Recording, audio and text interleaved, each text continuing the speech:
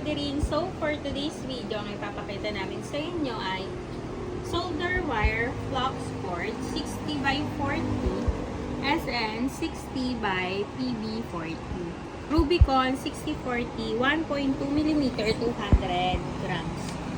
So guys, ito ang ating Rubicon solder wire 1.2 mm and 200 grams siya.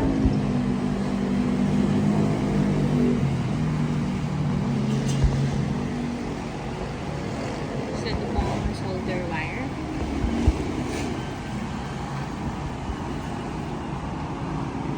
Makapal po siya guys. And then guys, available po ito sa aming shop. Ito po siya guys. Ano siya kakapal.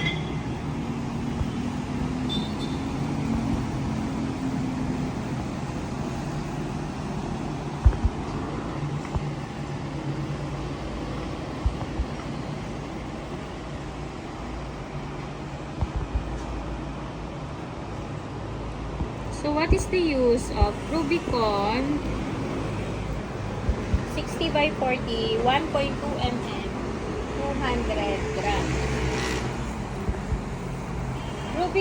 Rubicon 60 by 40 solder wire is used to number 1. Join electronic components, resistors, wires, and IC pins to circuit boards.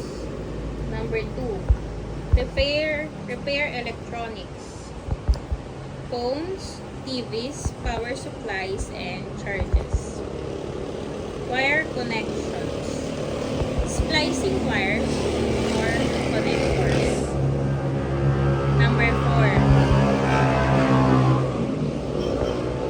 Number 4. DIY electronics and hobby projects.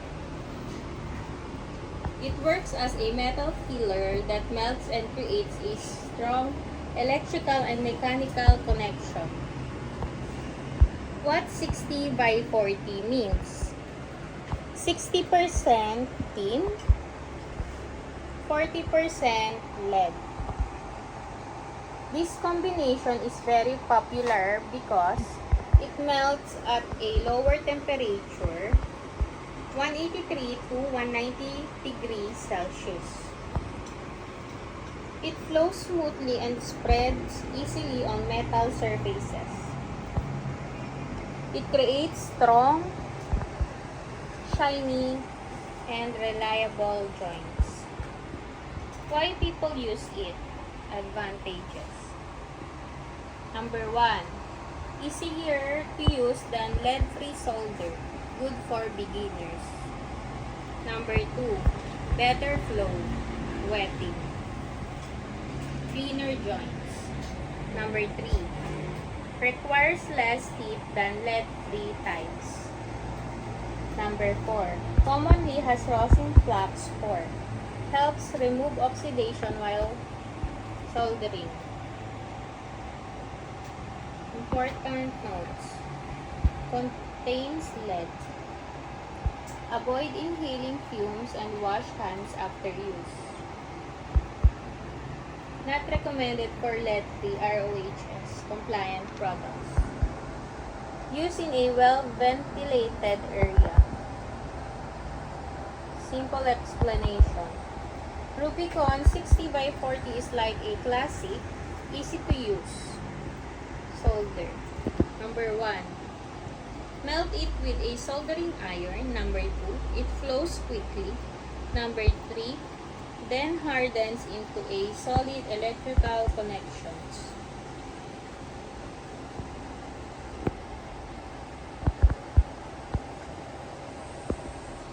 So guys, yan ang ating Rubicon 60 by 40 1.2 mm 200 grams. So guys, please subscribe our YouTube channel and TikTok account. Thank you.